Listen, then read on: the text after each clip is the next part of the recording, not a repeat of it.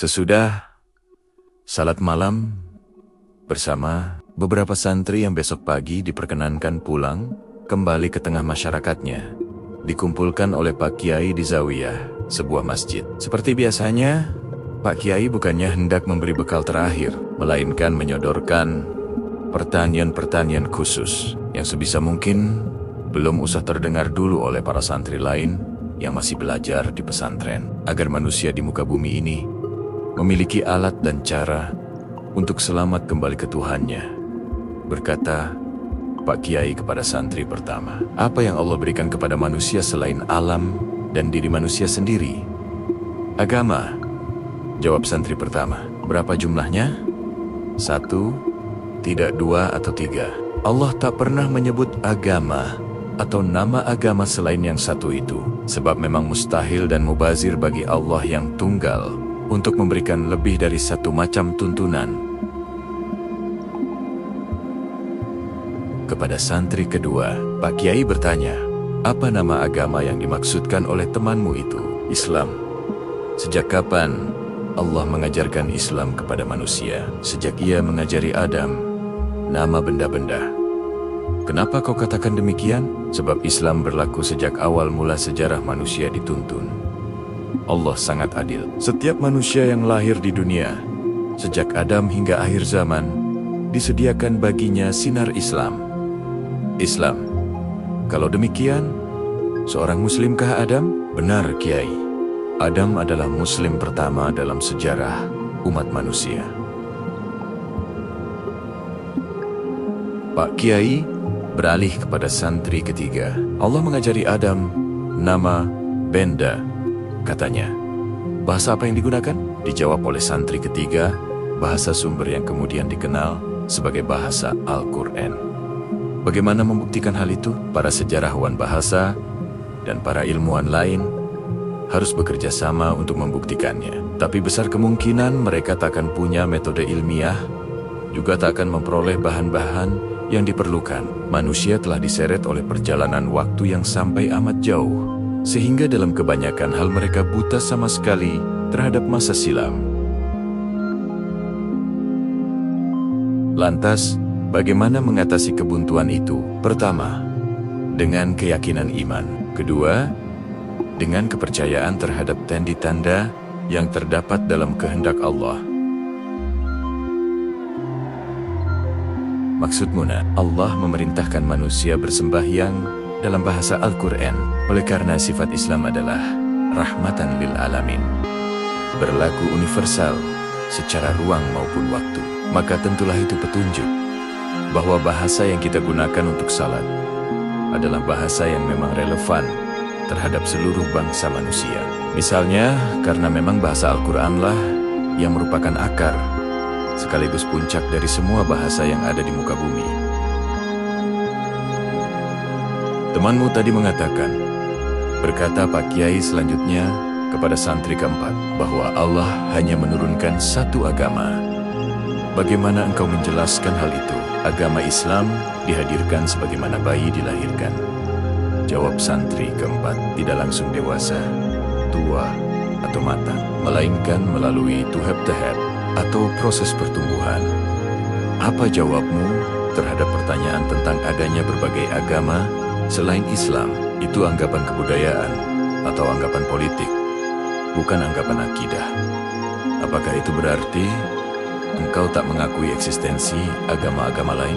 Aku mengakui nilai-nilai yang termuat dalam yang disebut agama-agama itu sebelum dimanipulasikan, sebab nilai-nilai itu adalah Islam jua adanya pada tahap tertentu, yakni sebelum disempurnakan oleh Allah melalui Muhammad Rasul pamungkasnya, bahwa kemudian berita-berita Islam sebelum Muhammad itu dilembagakan menjadi sesuatu yang disebut agama dengan ternyata berbagai penyesuaian, penambahan, atau pengurangan. Sebenarnya yang terjadi adalah pengorganisasian. Itu bukan agama Allah, melainkan rekayasa manusia. Pak Kiai menatapkan matanya tajam-tajam ke wajah santri kelima sambil bertanya, agama apakah yang dipeluk oleh orang-orang beriman sebelum Muhammad? Islam. Kiai, apa agama Ibrahim? Islam. Apa agama Musa? Islam. Dan agama Isa? Islam. Sudah bernama Islamkah ketika itu? Tidak mungkin. Demikian kemauan Allah. Ada nama atau kata selain Islam yang sanggup mewakili kandungan nilai petunjuk Allah. Islam dan kandungannya tak bisa dipisahkan. Sebagaimana api dengan panas atau es dengan dingin. Karena ia Islam, maka demikianlah kandungan nilainya. Karena demikian kandungan nilainya, maka Islamlah namanya. Itu berlaku baik tatkala pengetahuan manusia telah mengenal Islam atau belum. Maka apakah gerangan arti yang paling inti dari Islam? Pak Kiai langsung menggeser pertanyaan kepada santri ke-6. Membebaskan. Jawab santri itu, pakailah kata yang lebih memuat kelembutan. Menyelamatkan. Kiai, siapa yang menyelamatkan? Siapa yang diselamatkan? Serta dari apa dan menuju apa proses penyelamatan atau pembebasan itu dilakukan? Allah menyelamatkan manusia diaparati oleh para khulafa atas bimbingan para aulia dan anbiya. Adapun sumber dan tujuannya ialah membebaskan manusia dari kemungkinan tak selamat. Kembali ke Allah. Manusia berasal dari Allah dan sepenuhnya milik Allah. Sehingga Islam, sistem nilai hasil karya Allah yang dahsyat itu, dimaksudkan untuk membebaskan manusia dari cengkeraman sesuatu yang bukan Allah. Apa sebab agama, anugerah Allah, itu tak bernama salam? Misalnya, salam ialah keselamatan atau kebebasan. Itu kata benda, sesuatu yang sudah jadi dan tertentu. Sedangkan Islam itu kata kerja, berislam ialah beramal, berupaya, merekayasa segala sesuatu dalam kehidupan ini agar membawa manusia kepada keselamatan di sisi Allah. Pak Kiai menuding santri ke-7, tidakkah Islam bermakna kepasrahan? Benar Kiai. Jawabnya, Islam ialah memasrahkan diri kepada kehendak Allah. Arti memasrahkan diri kepada kehendak Allah ialah memerangi segala kehendak yang bertentangan dengan kehendak Allah. Bagaimana manusia mengerti ini kehendak Allah atau bukan? Dengan memedomani ayat-ayatnya, baik yang berupa kalimat-kalimat suci maupun yang terdapat dalam diri manusia, di alam semesta, maupun di setiap gejala kehidupan dan sejarah. Oleh karena itu, Islam adalah tawaran pencarian yang tak ada hentinya. Kenapa sangat banyak orang yang salah mengartikan makna pasrah? Karena manusia cenderung malas mengembangkan pengetahuan tentang kehendak Allah. Bahkan manusia makin tidak peka terhadap tanda-tanda kehadiran Allah di dalam kehidupan mereka. Bahkan tak sedikit di antara orang-orang yang rajin bersembahyang sebenarnya tidak makin tinggi pengenalan mereka terhadap kehendak Allah. Mereka makin terasing dari situasi karib dengan kemesraan Allah. Hasilnya adalah keterasingan dari diri mereka sendiri. Tetapi alhamdulillah, situasi terasing dan buntu yang terjadi pada peradaban mutakhir manusia justru merupakan awal dari proses masuknya umat manusia perlahan-lahan ke dalam cahaya Islam. Sebab di dalam kegelapanlah manusia menjadi mengerti makna cahaya Islam. Apa itu gerangan? Santri ke-8 menjawab, pertama-tama ialah ilmu pengetahuan. Adam diajari nama benda-benda. Itulah awal mula pendidikan kecendekiaan yang kelak direkonstruksi oleh wahyu pertama Allah kepada Muhammad, yakni Iqra. Itulah cahaya Islam, sebab agama itu dianugerahkan kepada makhluk tertinggi yang berpikiran dan berakal budi yang bernama manusia. Pemikiranmu lumayan saat pakai. Cahaya Islam tentunya tak dapat dihitung jumlahnya, serta tak dapat diukur keluasan dan ketinggiannya. Kita memerlukan tinta yang ditimba dari 7 lautan lebih. Untuk itu, bersediakah engkau kutanyai barang 1-2 di antara kilatan-kilitan cahaya maha cahaya itu? Ya, Kiai, Sesudah engkau sebut Adam, apa yang kau peroleh dari Idris? Dini hari rekayasa teknologi. Dari Nuh, keingkaran terhadap ilmu dan kewenangan Allah. Hud, kebangunan kembali menuju salah satu puncak peradaban dan teknologi canggih. Baik, tak akan kubawa kau berhenti di setiap terminal. Tetapi jawablah, pada Ibrahim, terminal Islam apakah yang engkau temui? Rekonstruksi tauhid melalui metode penelitian yang lebih memeras pikiran dan pengalaman secara lebih detail. Pada Ismail, pengorbanan dan keikhlasan. Ayub, ketahanan dan kesabaran. Daud, tangis, perjuangan dan keberanian. Sulaiman, kewaskitaan, kemenangan terhadap kemegahan benda, kesetiaan ekologis, dan keadilan. Sekarang sebutkan yang engkau peroleh dari Musa: keteguhan, ketegasan hak, ilmu perjuangan politik, tapi juga kedunguan dalam kepandaian. Dari Zakaria, Jiziki, Iza, kelembutan cinta kasih, alam getaran Hab. Adapun dari Muhammad, anakku, kematangan, kesempurnaan, ilmu manajemen dari semua unsur cahaya yang dibawa oleh para perutusan Allah sebelumnya. Akhirnya, tiba kepada santri ke-9.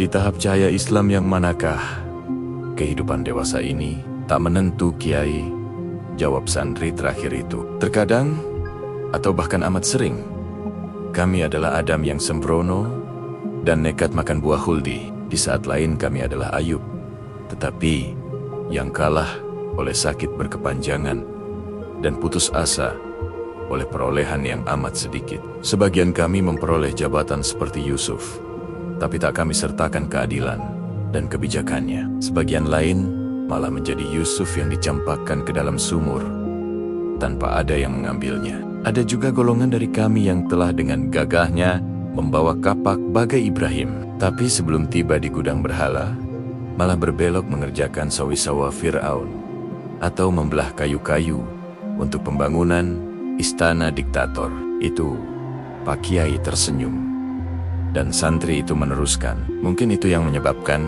seringkali kami tersembelih bagai Ismail, tapi tak ada kambing yang menggantikan ketersembelihan kami. Maka sebagian dari kami lari bagai Yunus.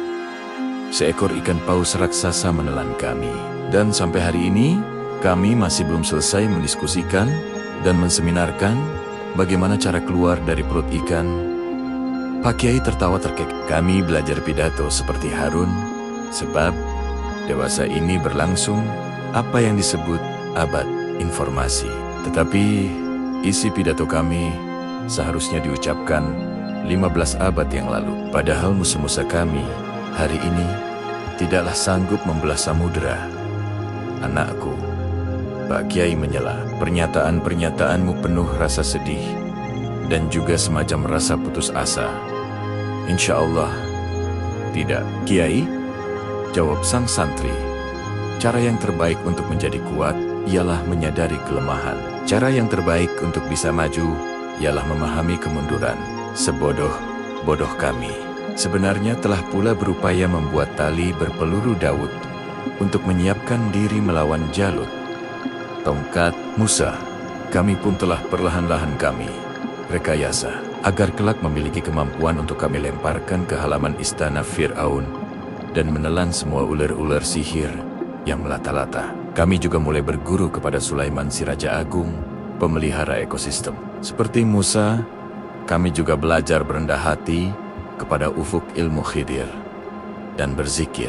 Bagai Zakaria, kami memperpeka kehidupan kami agar memperoleh kelembutan yang karib dengan ilmu dan kekuatan Allah. Terkadang kami khilaf mengambil hanya salah satu watak Isa, yakni yang tampak sebagai kelembekan. Tetapi kami telah makin mengerti bagaimana berguru kepada keutuhan Muhammad, mengelola perimbangan unsur-unsur, terutama antara cinta dengan kebenaran. Sebab tanpa cinta, kebenaran menjadi kaku dan otoriter. Sedangkan tanpa kebenaran, cinta menjadi hanya kelemahan, keterseretan. terjebak dalam kekufuran yang samar, hanyut, dan tidak berjuang.